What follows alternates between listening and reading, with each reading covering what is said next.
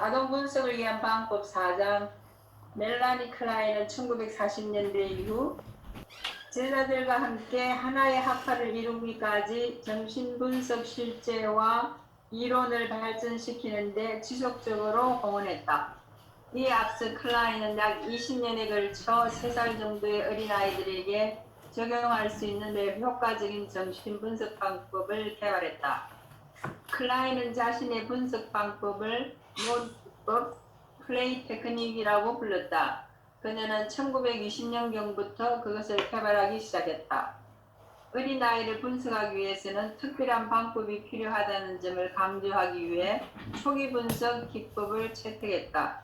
내 치료실의 낮은 탁자 위에는 나무로 만든 작고 단순한 장난감들, 즉 작은 남자 인형과 여자 인형, 손수레, 마차, 자동차, 기차, 동물, 블락, 집, 종이, 가위, 연필 등이 놓여 있다. 1932년. 치료하는 동안 아동은 놀이 치료실에 있는 장난감들을 가지고 논다. 클라인은 아동이 놀이 중에 심한 불안을 드러낸다는 것을 발견했는데 그것이 어떤 내용과 관련이 있다는 사실로 인해 당혹감을 느끼곤 했다. 남자 인형이나 여자 인형 대부분은 명백히 대상들과의 관계와 대상들 사이의 관계를 나타내고 있었는데 클라인은 아브라함이 그의 성인 환자의 치료에서 보았던 것과 같은 방식으로 보았다. 그것들은 환자의 무의식적 환상을 보여준다는 것이다. 그녀는 장난감 인형이 취급되는 방식을 아이가 느끼는 불안과 연결시켰는데 그런 불안은 그 아이의 중요한 인물들과의 관계에서 실제로 일어난 사건과 관련되어 있었다. 클라인은 때때로 아주 무모해 보이는 직접적인 방법으로 아이가 염려하고 있는 것에 관해 아이에게 말해주었고 아동의 말에서 표현된 염려들을 아주 진지하게 받아들였다. 그녀는 아동들의 말을 진지하게 받아줄 때 그들이 대체로 긍정적인 반응을 보인다는 사실을 발견했다. 아동의 염려는 성인이 생각하는 현실적인 염려가 아니라 아동 나름의 논리에 따른 것이며 프로이드가 꿈에서 발견했고 아브라함이 정신적 환자에게서 발견했던 것 같은 것이다. 클라인이 이해하고 도력했던 것은 아동 자신의 논리였다. 놀이에서 아동의 무의식적 내용이 드러났고 그것을 무의식적 의미들과 연결시켰다. 여기서 잠깐 여러분들 여기서 클라인이 봤던 어린아이 치료에서 굉장히 중요했던 부분은 아동을 치료하면서 어른의 정신분석적인 어떤 그런 어른을 돌볼 때의 방식이 아니라 어린아이의 눈높이에 맞춰서 어린아이들이 이해할 수 있는 방법 그리고 어린아이의 논리에 맞추어서 클라인이 여기에 적응해 나갔다는 게 굉장히 중요하죠. 그런데 우리가 임상에서 여러 어려움을 겪는 환자들, 특히 프리에더파는 환자들을 만나는 경우에는 정서적으로 굉장히 아주 어떤 사람은 2-3살의 정서 상태, 어떤 사람은 4살, 5살의 정서 상태에 있는 분들을 만날 때 아동 치료하고 똑같은 입장에서 치료자가 정서적인 눈높이를 맞춰줘야 된다. 그래서 아동 치료할 때 아동의 어떤 그 상태, 아동의 특히 라직, 아이들이 가지고 있는 논리는 어른들의 논리하고 전혀 다른데 특히 아동들의 판타시는 어른들이 가지고 있는 생각과 많이 다른데 이걸 이해해야만 이분들의 정신분석이 가능하다는 얘기죠. 클라인의 어떤 선구자적인 입장에서 아이들의 눈높이에 맞춰서 아이들의 논리에 따라서 아이들을 만났다고 하는 것은 우리에게 굉장히 큰 시사점을 던져주는 거죠. 우리가 지금도 아동 치료뿐만이 아니라 성인 치료에서도 우리가 함께 항상 생각하고 내담자에 맞추어서 우리가 적응해야 된다고 하는 것을 이해하는 데 도움이 될 것 같아요.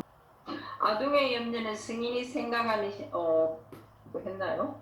현실적인 염려가 아니라 아동 나름의 논리에 따른 것이며 프로이드가 꿈에서 발견했고 아브라함이 정신적 환자에게서 발견했던 것과 같은 것이다. 클라인이 이해하고 도력했던 것은 아동 자신의 논리였다. 놀이에서 아동의 무의식 내용이 드러났고 그것을 무의식 의미들과 연결시켰다.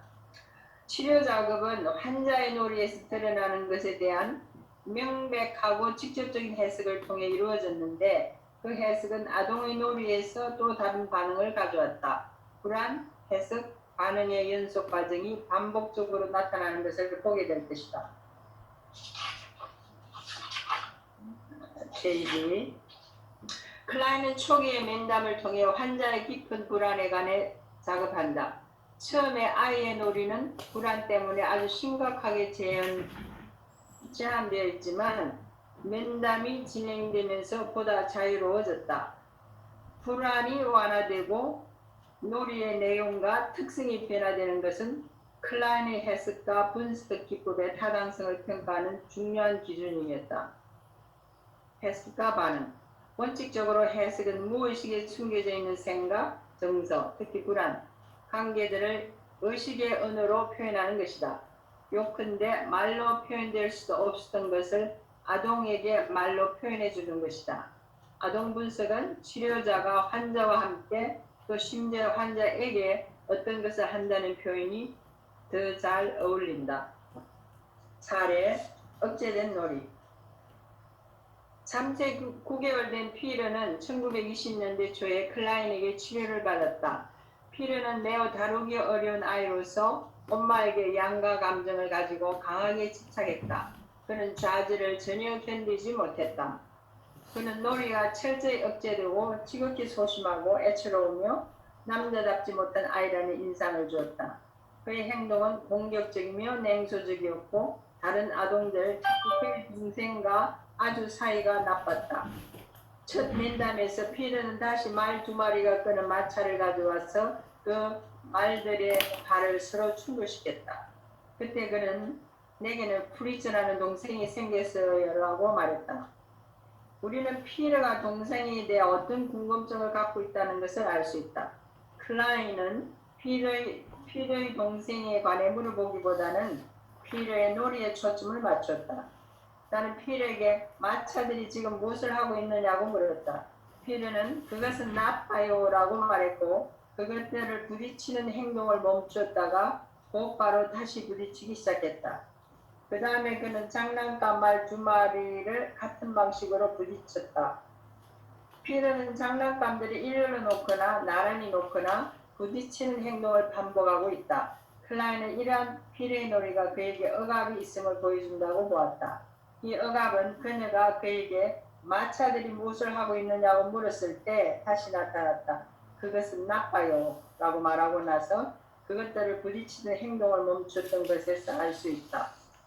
우리는 이 자료를 통해 하나의 인과관계를, 즉 피러가 어떤 것이 나쁘기 때문에 무엇인가를 억압하게 되었고 특히 분석가가 장난감을 부딪히는 행동에 주목했던 순간에 그러한 억압이 이루어졌다고 가정할 수 있다. 불안한 아동은 첫 면담의 놀이에서부터 가장 관심 있는 주제를 선택할 것이다. 피러의 경우 불안, 나쁜 것은 충돌하는 마차에서 드러나고 있다. 그것을 알아보는 누군가, 분석가와 더불어 피러는 그것에 관해 무언가를 할 수 있다고 느꼈을 것이다. 그러나 클라인이 알고 있다는 사실이 피러를 걱정하게 했던 것 같다. 그래서 피러는 놀이를 억압한다.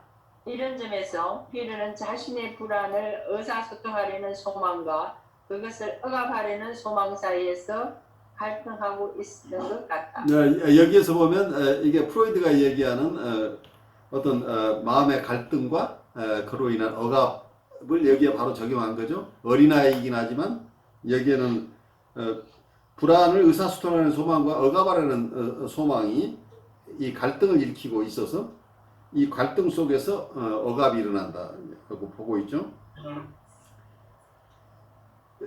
이 갈등 과정 속에서 결국은 의사소통이 막혀버리는 거죠.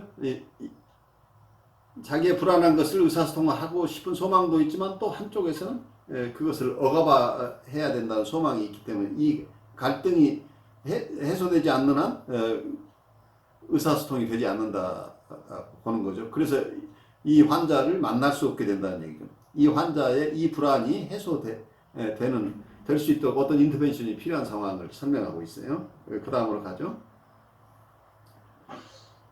분석가는 면담 초기부터 이 부딪히기에 관해 이야기를 시작했고 피러가 사람들에 대해 그리고 그들 사이의 지속적인 관계에 몰두하고 있다고 해석했다. 즉 그녀는 장난감들이 사람들을 나타내며 부딪히기는 사람들 사이에서 이루어지는 활동을 의미한다고 말했다. 피러는 처음에 아니에요라고 말했다가 그것은 나빠요를 반복했다. 똑같은 말을 사용한 것은 중요한 의미가 있는 것 같다. 그것은 처음에는 피르의 마차놀이에 대한 클라인의 언급과 관련해서 나타났고 이제는 사람과 관련된 것으로 드러났다. 그것은 마차 또는 말과 사람 사이에 어떤 연관성이 있음을 의미하는 것으로 보인다. 피르는 그 말들도 부딪혔어요. 그리고 이제 말들은 잠자러 가요라고 말한 후에 그는 말들을 벽돌로 덮고 나서 이제 그것들은 죽었어요. 나는 그것들을 묻었어요. 라고 말했다. 첫 면담은 여기서 끝났다. 클라인이 그 말들을 사람들이라고 해석한 후에 피르의 노래는 진전을 보였다. 그것은 아주 미미하지만 일순간 상상력이 자유로워졌음을 뜻한다. 피르가 그래요? 그것은 부딪히는 두 사람이에요. 라고 동의했을 때 클라인은 그 동의가 어떤 의미를 갖는지 신중히 평가해야만 했다. 그것은 위압적으로 보이는 어른의 말을 그대로 따르는 것일 수도 있다. 만약 그 동의가 억압에서부터 일시적으로 풀려났음을 말해주는 것이라면 그것은 의식 수준에서의 이해라는 대답보다 더 중요한 것일 수 있다. 그것은 깊은 반응에서 나온 것이기 때문이다. 두 번째 면담에서 피르의 놀이는 첫 면담과 마찬가지로 억제되고 반복적인 형태로 진행되었다. 첫 면담에서처럼 두 대의 마차와 두 대의 자동차를 서로 충돌시켰다. 그러고 나서 그는 그네 두 개를 나란히 매달아 놓고는 흔들리는 그네의 안쪽 부분을 내게 보여주면서 그것이 어떻게 흔들리고 부딪히는지 보세요 라고 말했다. 내용이 빈약한 피르의 놀이는 그네 놀이가 추가됨으로써 약간 다양해졌다.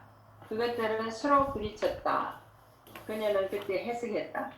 나는 흔들리는 그네, 자동차, 마차, 그리고 말을 가리키면서 그것들이 상징하는 것은 찌찌를 부딪히는 두 사람, 즉 아빠와 엄마라고 말했다.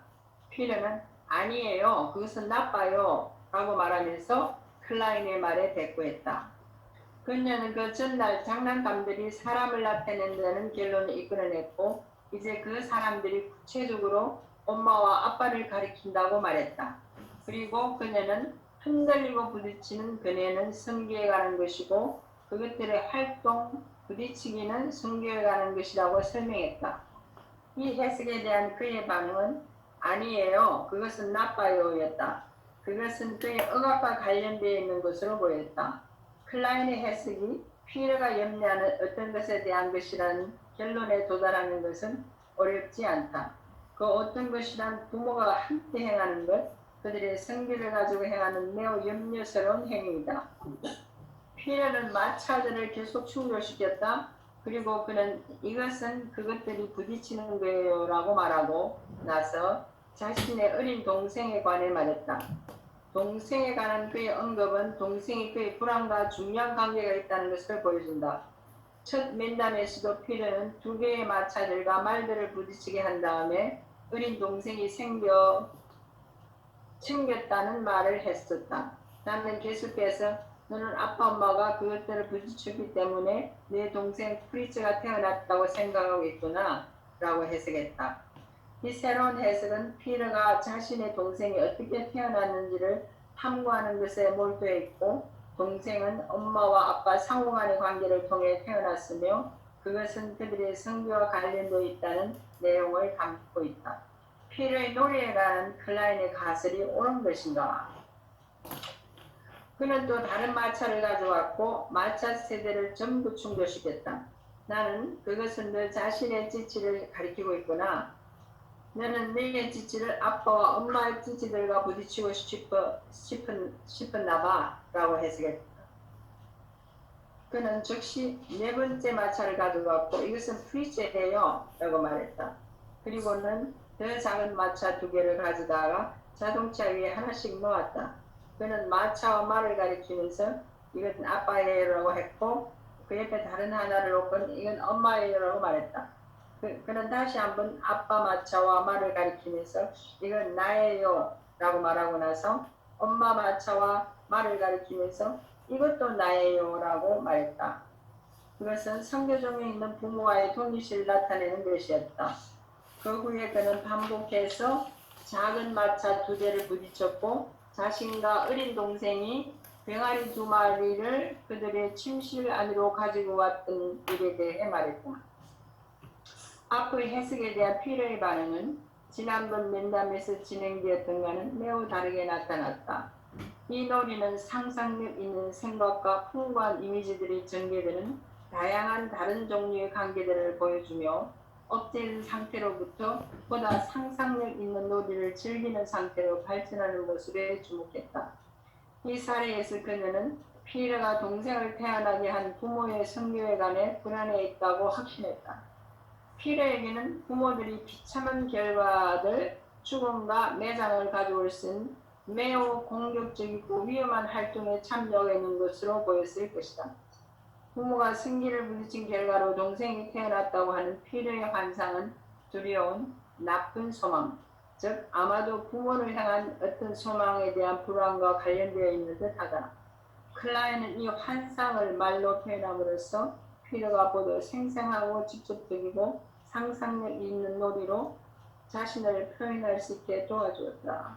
자, 여기서 우리가 잠깐 쉬어가면 여기서 놀이치료 경험이 있는 분들이 있으시죠? 놀이치료 경험을 통해서 지금 얘기 나오는 사례들이 어떻게 느껴지는지 좀 의견을 주시면 좋겠어요. 네, 우선은 이제 회기가 별로 많이 진행되어 있지 않은 상태였잖아요. 네네. 클라인이. 예. 그런 상태에서 우선 여기 나와 있는 마지막에 초기에 아이가 가지고 있는 그 불안에 대해서 언급했기 때문에 그 아이가 더 불안했을 것이다 라는 거에 대해서 동의가 되고요. 그리고 또 그 앞에 아이가 그 놀잇감을 가지고 그 놀잇감에서 아이의 환상 자체를 이렇게 표현하는 것들을 해석하는 것들은 괜찮은데 글쎄요 이게 클라인의 초기 아동 분석인 건지는 모르겠어요. 예, 초기에 있었던 해석이 거. 너무 빨랐겠다 생각이 그렇죠. 들었어요. 그래서 저도 이제 하다 보면 아동들이 가지고 있는 것들 속에서 충분하게 놀잇감을 안정감 있게 그것도 다뤄주고 그 놀잇감에서 얻는 그 아이가 알 수 없는 불안에 대한 대상들을 전치시키는 과정들을 충분하게 좀 바라봐주는 것들이 필요한데 아까 말한 것처럼 일찍 그것들에 대해서 해석함으로 인해서 아이의 불안이 더욱더 이렇게 그 공론화된다 그럴까요? 예, 너무 예. 이렇게 의제화된 걸 빨리 했다는 생각이 우선 들어요. 그래, 지나친 자극이 주어질 수도 이해가 있다. 돼요. 충분히 이해가 되죠. 그러니까 어쩌면 초기에 멜라니 클라인이 자기 나름대로 성공 사례로 들고 있지만 여기에 대한 비판적인 의견도 굉장히 많아요. 그래서 네. 지금 클라인이 봤던 이런 것들은 이런 것이 본인이 봤던 이게 성공적이라고 하는데 이제 그 기법으로 봐서 이렇게 빨리 할 수 있느냐에 대한 많은 의문이 있지만 이 인사이트들은 어쩌면 장난감을 통해서 아이의 내적 세계, 내적 환상이 드러난다고 하는 것은 굉장히 중요한 인사이트죠.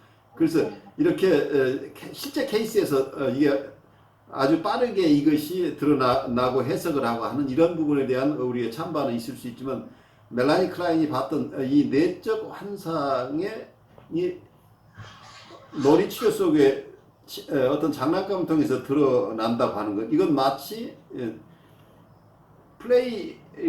놀이를 한다고 하는 것이 아이들을 어른으로 치면 이게 자유현상을 하는 것과 거의 비슷한 효과를 가지고 있다고 하는. 그래서 무의식이 드러나는 과정일 수 있다. 그리고 내적 환상이 드러나는 과정. 여러 가지 의미에서 정신분석적인 치료를 할 수 있는 길을 열었다고 하는 것은 우리가 동의를 할 수 있지 않을까 싶어요. 아주 좋은 도움 말씀 주셨는데 우리 발제하시는 분 초기 해석으로 가서 우리 얘기를 좀 더 진전시켜보죠. 네. 그 점에서는 멜라니는 저는 아무리 생각해도 천재 같아요. 예.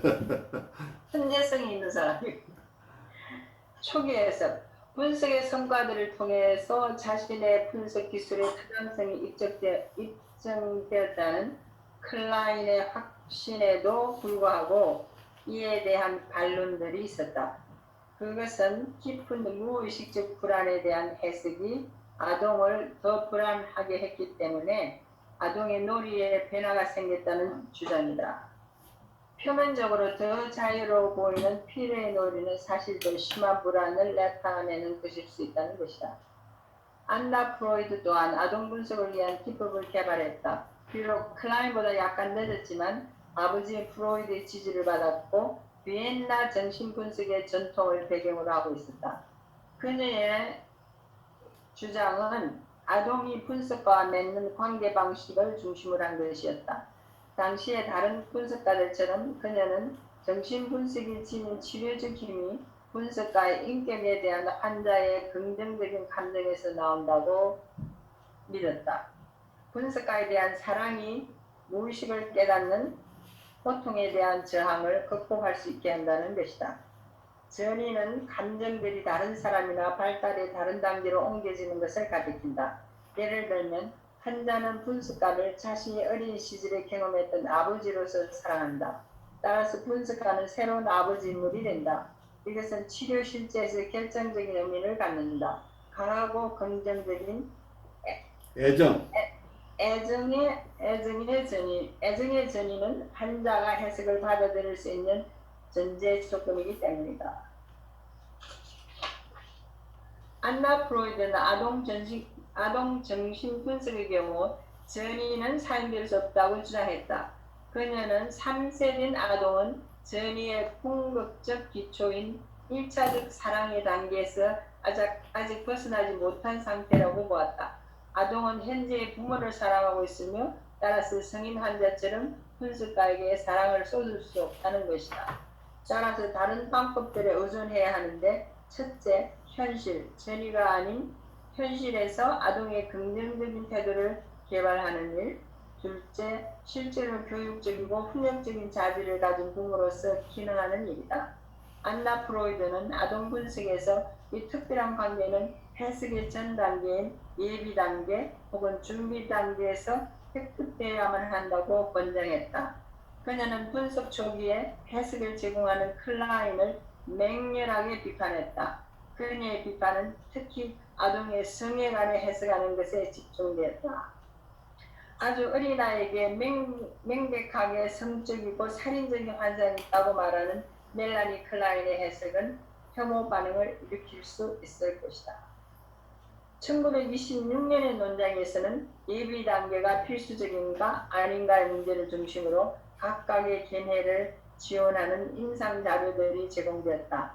클라인은 처음에 관계 맺기가 매우 어려운 아동들, 분석가와 긍정적 관계를 형성하는 대신 명백한 적대 관계를 형성했던 아동들을 표본으로 삼았다. 클라인은 두 가지 방법을 사용하여 아동의 부정적 전율을 극복하고자 노력했다. 첫째, 친밀한 분위기를 형성하는 방법, 즉 아동이 놀이와 대화, 다시 말해 준비 단계 안으로 들어오도록 격려하는 방법. 둘째, 신청적인 해석을 제공하는 방법. 그리고 그녀는 그 결과에 놀랐다.